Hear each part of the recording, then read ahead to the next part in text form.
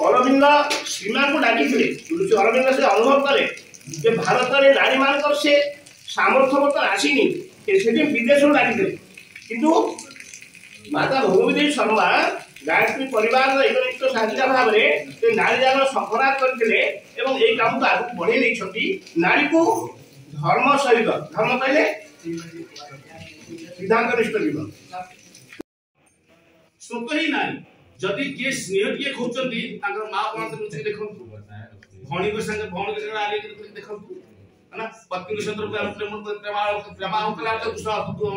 पड़े देखु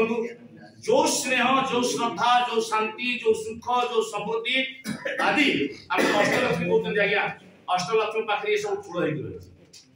आम लक्ष्मी कहले समस्त पूछते जिन किंतु वास्तविक लक्ष्मी ये नुहति लक्ष्मी तार परवर्ती लक्ष्मी कौन अटंती ना श्री अटंती समृद्धि अटंती सुख अटंती शांति अटंती स्नेह अटंती श्रद्धा अटंती आउ प्रगति और उन्नति अटंती ये 8 प्रकार लक्ष्मी अटंती।